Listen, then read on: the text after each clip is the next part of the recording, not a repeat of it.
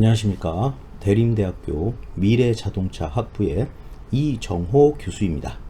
오늘은 2019년 8월 4일에 실시한 제3회 자동차 정비 산업기사 필기 기출 문제를 풀이하도록 하겠습니다.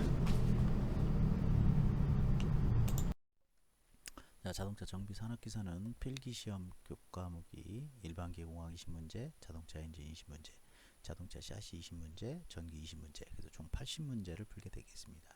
시험 시간은 120분이고요. 각 과목당 60점 이상이 돼야 됩니다. 그래서 한 과목이라도 7문제 이하를 맞게 되면 실격이 되겠죠. 자, 첫 번째 과목 일반 기계 문제를 풀겠습니다. 1번. 다음 중 근극기에 적당하고 0점 조정이 불가능한 하이트 게이지는 무엇이냐? 네 가지 형태가 나왔는데요. 여기 각 그 그림으로 지금 표현이 되어 있습니다. HT형, HM형, HB형, 다이얼형. 그러니까 HT형은 이 형은 표준형으로 가장 많이 쓰는 사용을 합니다. 이 형은 어미자가 이동이 가능하다는 점이 특징입니다. 그다음 HM형 같은 경우는 견고하여 근극기 작업에 적당합니다. 슬라이드가 홈형이며 0점 조정이 불가능하다. 이게 특징입니다. 다른 것들은 0점 조정이 가능한데 이건 0점 조정이 불가능하다는 거.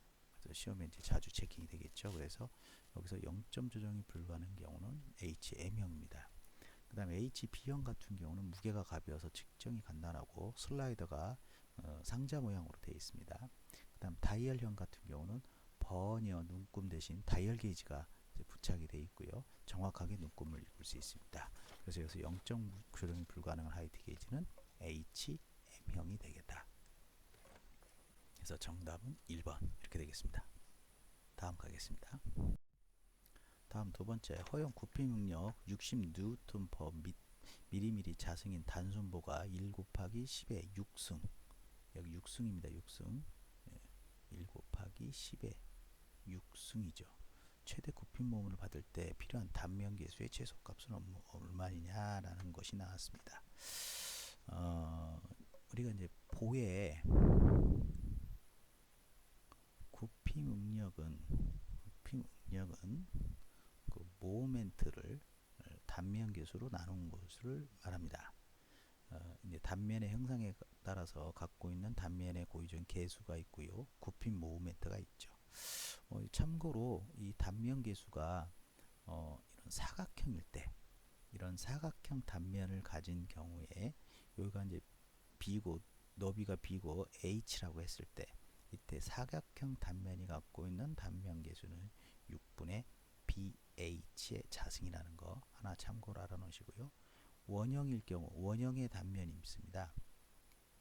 이 직경을 D라고 했을 때 Z값은 32분의 파이 D의 자승이라는 거. 요건 참고로 알아주시면 되겠습니다.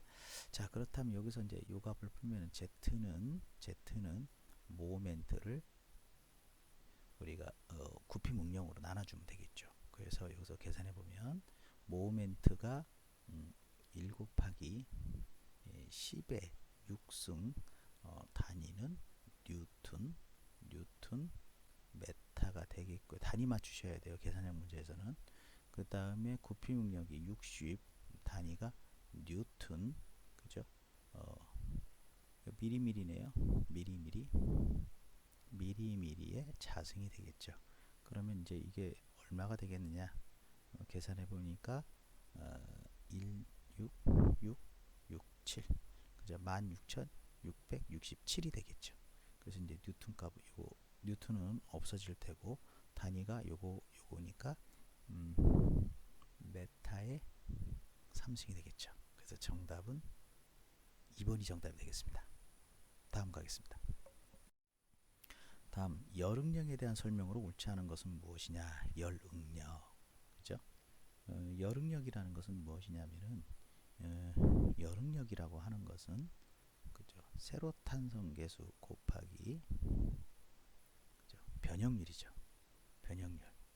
그러면 이때 열 변형률이라는 것이 있습니다. 열 변형률이라는 것은 어떤 길이가 L이었는데 열이 가해져서 이만큼 늘어났다. 그러면은 원래 길이에서 늘어난 거 얼만큼 늘어나냐? 우리가 선팽창 계수라는 거죠. 그 고유적인 그 금속이 갖고 있는 열에 의한 계수가 있겠고요. 그 다음에 온도 변화, 온도가 있겠죠. 그 다음에 그거의 길이, 요것이 그 열에 의한 변형량이 되는 겁니다. 그래서 요거는 요거와 온도 변화가 되겠죠. T 다시가 될 겁니다. 그럼 여기다 대입한다고 하면 결국 열 응력이라는 것은 세로탄성 계수 곱하기 선팽장 계수 곱하기 T-T 다시가 되겠죠. 자, 그래서 이제 보시면 온도차에 비례한다. 맞죠? 온도차에 비례한다. 단면적에 비례한다. 단면적에 비례한다. 그렇지 않죠? 여기 틀렸죠. 세로탄성 계수에 비례한다. 세로탄성 계수에 비례한다. 선팽장 계수에 비례한다. 맞죠? 그래서 여기 틀렸습니다. 그래서 정답은 2번이 되겠습니다. 다음 가겠습니다. 다음은 축과 보수에 모두 키 호물판 곳으로 고정된 상태로 사용되는 키는 무엇이냐? 자, 이렇게 있었습니다. 자, 여기다가 키를 하나 박을게요. 키를 이런 식으로 박았어요. 이런 식으로. 그죠? 그러니까 이쪽 축 부분도 깎아서 홈을 내고 이쪽 축의 허브 부분도 까서 이게 절단을 해서 넣습니다. 이걸 갖다가 우리가 무슨 키라고 그러냐? 이걸 썬크키, 썬크키 또는 이걸 뭐라고 하냐? 묻힘키 그럽니다. 묻힘키, 썬크키, 묻힘키. 그죠? 요 키가 되겠죠. 그 다음에 만약에 키를 이렇게 만든다. 이렇게 만들었다. 이걸 갖다가 우리가 안장키 또는 새들키 그럽니다. 새들키. 그죠? 그 다음 이 부분을 딱 잘라내고 이 부분을 딱 잘라내요. 잘라내고 평평하게 잘라낸 상태에서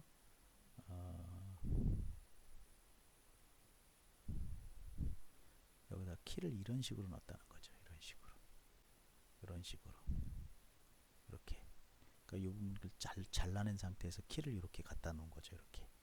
이렇게 그죠? 이걸 갖다가 우리가 평키 그러죠. 원뿔키는 이제 원뿔 모양으로 된 거고요. 쿼터라는 것은 이렇게 생긴 거죠. 쿼터는 뭐 이렇게 어떤 연결 부위가 있었어요. 그럼 여기다 이제 이렇게 해서 관통되는 구멍을 뚫고 내가 이제 이러한 물체를 이 안으로 집어넣는다. 그럼 여기다 이렇게 관통된 홈을 꼈죠. 그 다음에 여기다가 이제 이걸 두 개를 조립한 다음에 이렇게 빗장 같은 걸 여기다 집어넣는 거죠. 여기다 이제 삽입을 한 상태에서 이걸 이 부분하고 이 부분이 끼어지는 거죠. 이렇게 집어넣어갖고 이걸 쿼터라고 그래요. 그래서 이 정답은 요거가 되겠죠. 그죠? 썬크키라고 합니다. 썬크키 또는 요거는 새들키 이렇게. 정답은 3번이 되겠습니다. 다음 가겠습니다. 다음 일정한 방향의 회전으로 발생한 원심력에서 자동으로 작동되는 브레이크를 뭐라고 그러냐?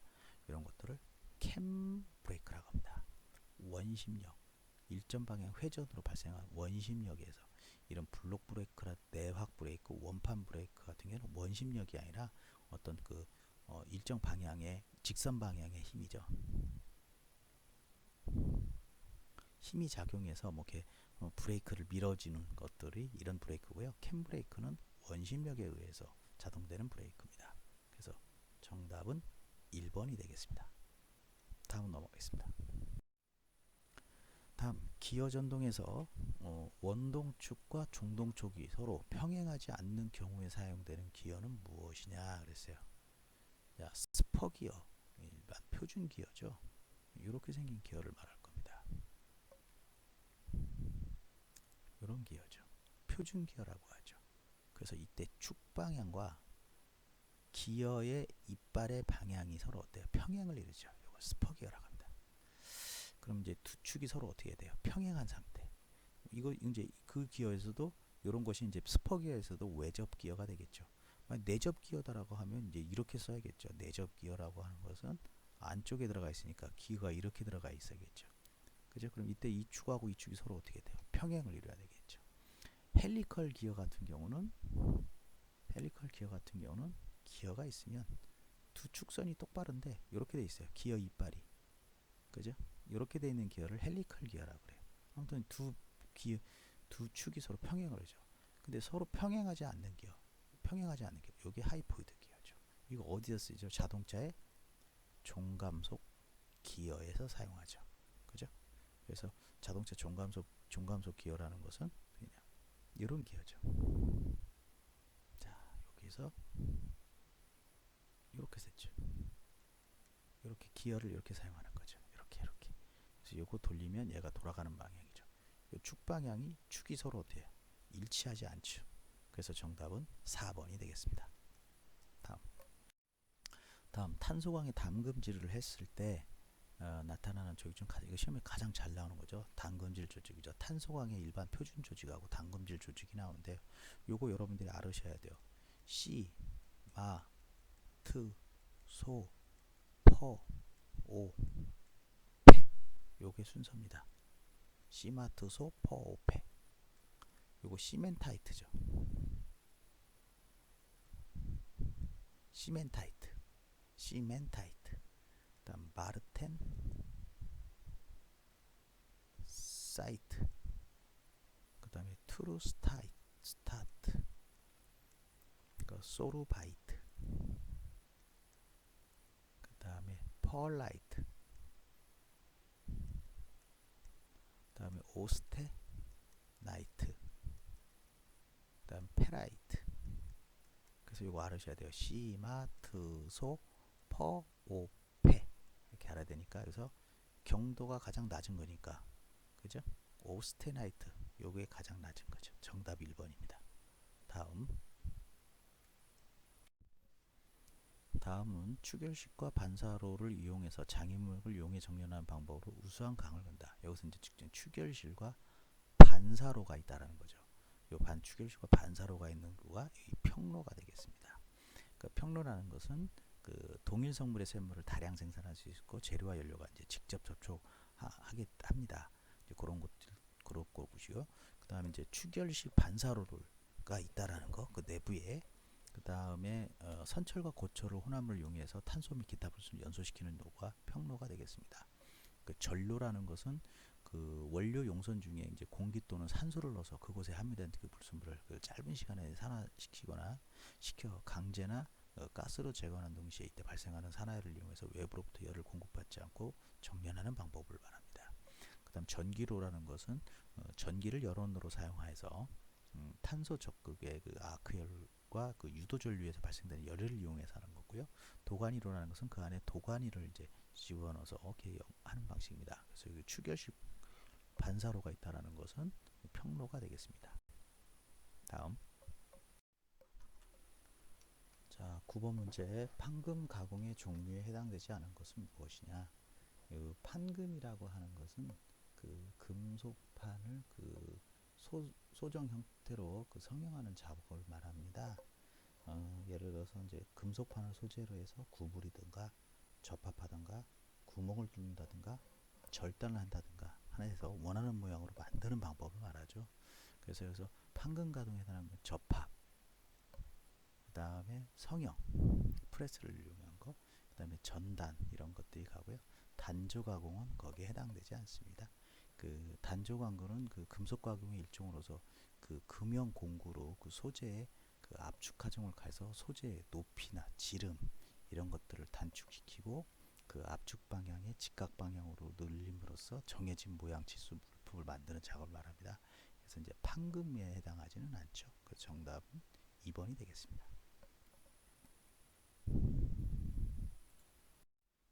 다음, 외부로부터 윤활유 또는 윤활제 공급 없이 특수한 조건에서도 사용 가능한 베어링은 뭐냐?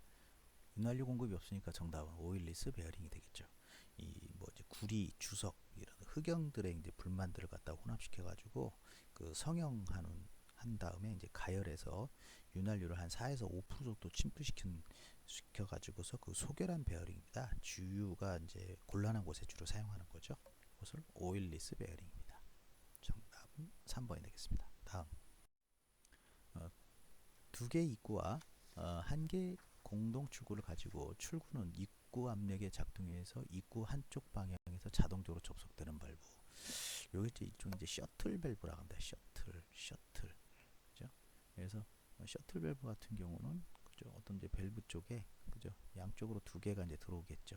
그다음 하나로 출구가 나가는데 일종의 두 개의 입구와 한 개의 출구를 가지는 거고 그 출구가 최고 압력의 입구를 선택하는 기능을 가진 밸브입니다. 일단 이건 일종의 고압 우선 밸브다 그렇게 얘기하죠.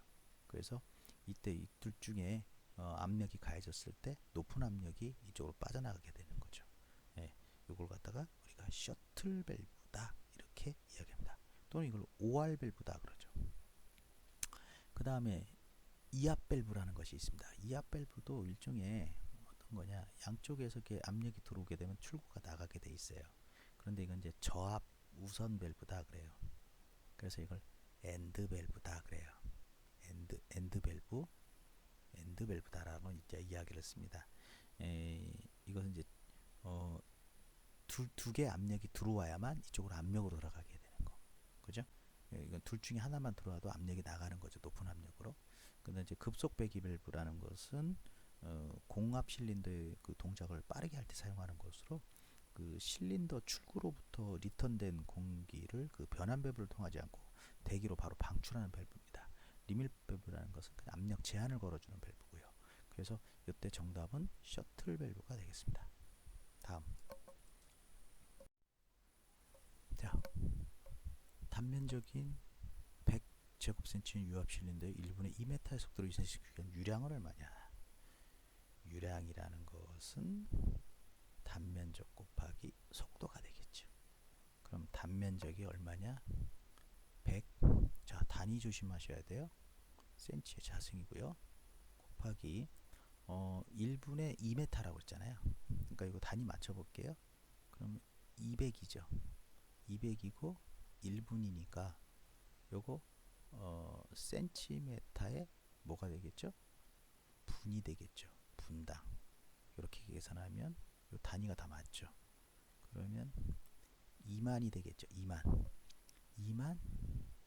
센치의 3승의 분이 되겠죠. 그런데 우리가 1리터는 얼마에 해당합니까? 1000cc죠. 그죠? 이건 얼마예요? 이 cc는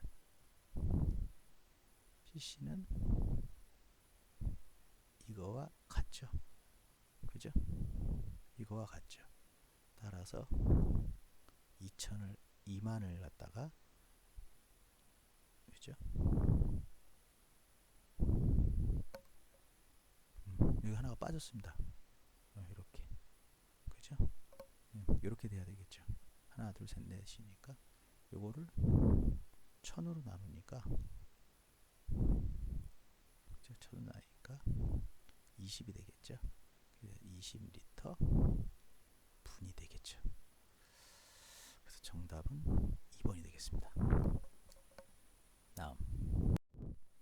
자, 보의 지지 방법 중 부정적 보는 뭐냐? 우리가 보를 보면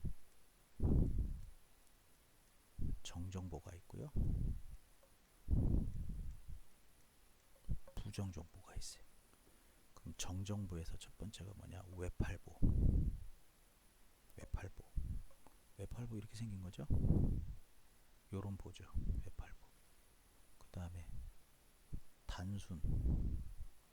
단순보, 뭐 단순 지지보 이렇게도 얘기하죠. 요렇게 생긴 거. 요렇게 본 거. 요런 보를 갖다가 단순보, 단순 지지보. 그 다음에 돌출보. 이걸 갖다가 내다지보라고 그래요. 요런 보죠. 요런 보인데 요렇게 생긴 보. 양쪽으로 돌출돼 있죠. 요 단순보에서 이 부분이 돌출된 거. 요런 것들을 정정보라고 합니다. 그 다음 이제 부정정보에서 대표적인 것이 뭐냐면 고정보. 이렇게 양단이 고정된 거. 요런 보죠. 양단 고정보. 고정보라고 하고요. 그 다음에 고정 받침보.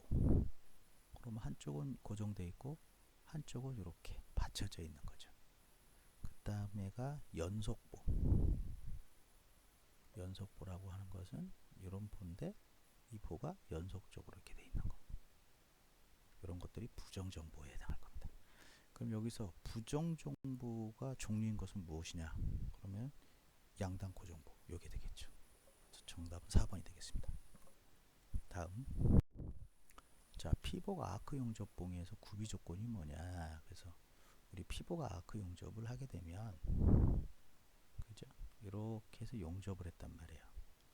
용접을 했고 그 위에 이제 뭐가 슬러지라는 것이 있겠다.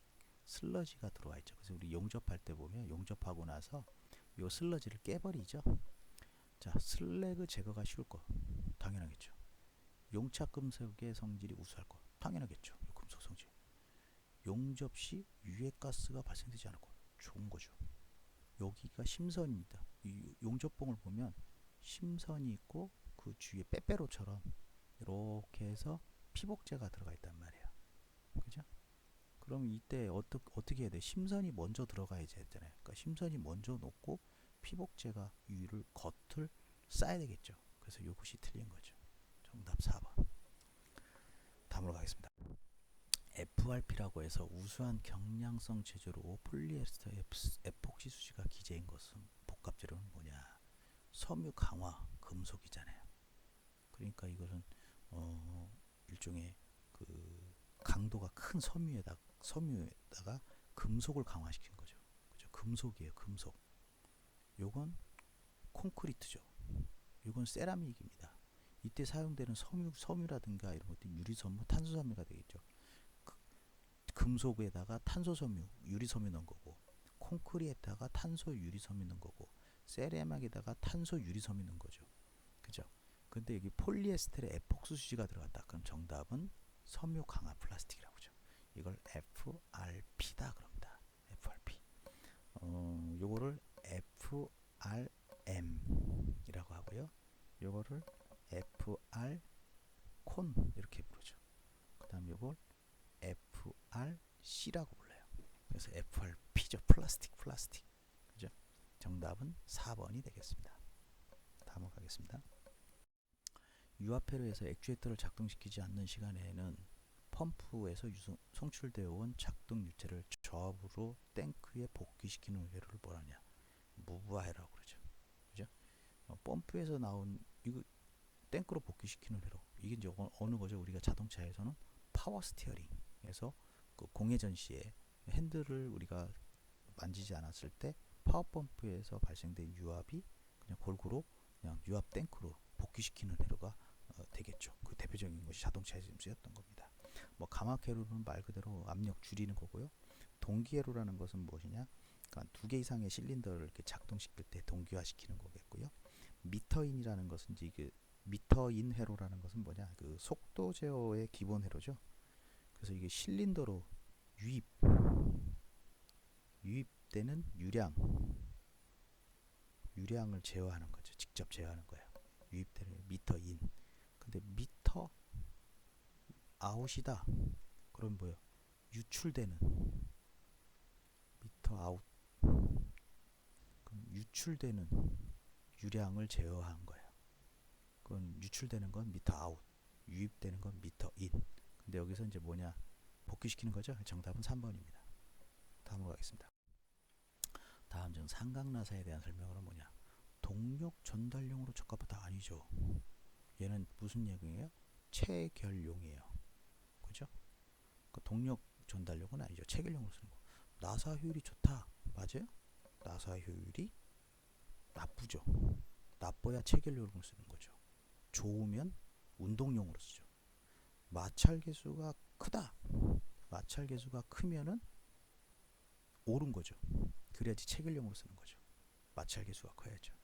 그죠? 그래야 체결용으로 딱 써갖고 마찰력으로 결합이 되겠죠. 자립작용이 없다. 있죠. 자립작용이 있어야 됩니다.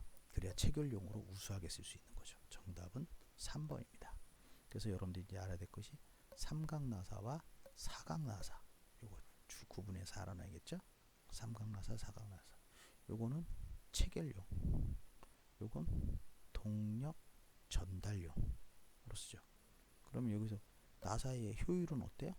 나사 효율이 사각나사는 9, 그죠? 이건 나쁘다. 효율이 나빠요. 마찰은 어때요? 마찰 크죠? 마찰 낮아야 되겠죠. 그죠? 요거 자립작용은 어떨까요? 자립작용이 있죠. 이건 자립작용이 없다. 이렇게 되겠죠. 요거 주의해서 보시기 바랍니다. 다음.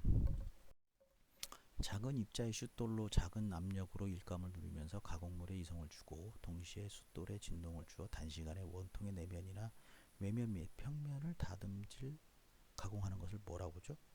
슈퍼피니싱이다. 슈퍼피니싱. 이렇게 생긴 거죠. 이게 연삭 숫돌이에요. 연삭 숫돌을 이렇게 만들어 놓고, 그죠? 예. 그죠? 얘를 회전시켜요. 그래서 요 표면을 갖다가 가공하는 거예요. 표면. 요 표면을. 대신 이게 어떻게 되느냐? 힘을 좀 주고 요걸 이렇게 움직여 주는 거예요. 그죠? 그리고 이걸 회전시키니까 요 표면이 어떻게 돼요? 매끄럽게 가공이 되겠죠. 이걸 슈퍼 피니싱이라고 그래요. 그죠? 브로칭이라는 것은 뭐냐면은 어떤 예를 들어서 뭐 이런 내면이 있었다. 그럼 내면에다 이 부분을 이렇게 깎아내고 싶다. 안쪽을. 그럼 이제 어떤 브로칭이라고 하는 공구를 이렇게 깎는 공구들 같은 경우를 이 안으로 이렇게 집어넣어 놓죠. 그래서 이걸 위아래로 이렇게 훑으면서 이 부분을 이렇게 깎아내가는 겁니다. 깎아낸 거 이거 브로칭 공구라고 그래요. 호닝이라는 것은 우리 자동차에서 어디에서 하는 거죠? 실린더 내벽을 갖다가 연마 가공하는 거죠. 요 내벽을 우리가 실린더 보링하고 나서 요 내 부분을 갖다가 곱게 연마하는 거예요. 랩핑이라는 건 뭐냐면은 이렇게 평평한 곳에다가 랩핑이라고 하는 랩제를 갖다가 고운 그 연마제를 뿌려놓고 요걸 갖다가 누르면서 이렇게 이게 공작물이죠. 내가 가공해야 될 물건이에요. 그래서 요거다 이렇게 갈아버린다는 거죠. 그럼 랩제에 의해서 미세하게 여기가 표면이 가공되는 거죠. 그래서 여기서 정답은 슈퍼 피니싱이 되겠습니다. 1번. 다음. 푸아송비에 대한 설명으로 옳은 것은 무엇이냐? 푸아송비를 갖다가 이렇게 얘기하고 그 다음에 푸아송수라는 게 있어요. 요걸 M으로 얘기한다면 푸아송수 M으로 얘기하면 푸아송비는 푸아송수의 역수입니다. 그럼 이건 뭐냐? 그죠? 변형률에 관련된 거예요. 요 변형률. 그죠? 횡 쪽으로의 변형량과 종방향 변형률의 비. 그죠? 그래서 횡 변형률을 종 변형률로 나눈 거죠. 그러면 종 변형률이라는 건 뭐냐? 길이 방향의 변형률을 말하는 거고 횡 변형률은 두께, 직경 방향의 변형률을 말해요. 그래서 여기서 옳은 것은 이게 되겠습니다. 3번이 되겠습니다. 다음 중 내식용 알루미늄 합금에 속하지 않는 것은 무엇이냐 그랬습니다. 알루미늄, 망간계, 알민 내식용이고요. 그 다음에 알루미늄, 마그네슘, 실리콘계 알들이 이것도 내식용 알루미늄 합금이고요. 알루미늄, 마그네슘, 하이드로알루민도 내식용입니다. 내식용이라는 것은 이제 부식을 방지하는 이제 그런 알루미늄이 되겠죠. 부식 저항성이 큰 것이 내식용 알루미늄입니다. 알루미늄, 구리, 니켈, 마그네슘 계열의 Y합금. 우리가 이제 Y합금이라는 거 어디서 받았냐면 자동차 피스톤용 알루미늄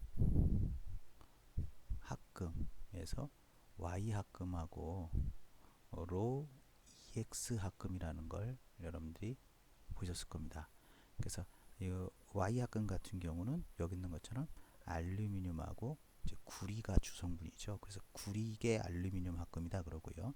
로 EX 합금이라는 것은 알루미늄 플러스 규소가 들어가서 규소계 알루미늄 합금이라고 합니다. 그래서 현재는 이제 그 로 EX 합금을 이제 많이 쓰죠. 저팽창 합금이죠. 팽창이 안 되는 저팽창 합금이고요. 자, 이런 자동차 피스톤용 알루미늄 합금은 바로 내열용 알루미늄 합금이라는 겁니다. 그죠? 자동차 엔진 피스톤이 엄청나게 뜨겁잖아요. 그래서 열에 대해서 견디는 성질이 큰 알루미늄 합금이기 때문에 내식용하고는 좀 거리가 멀겠죠. 그래서 정답은 4번이 되겠습니다. 그 다음 여러분들이 또 이제 하나 또 알아야 될 것이 뭐냐면은 그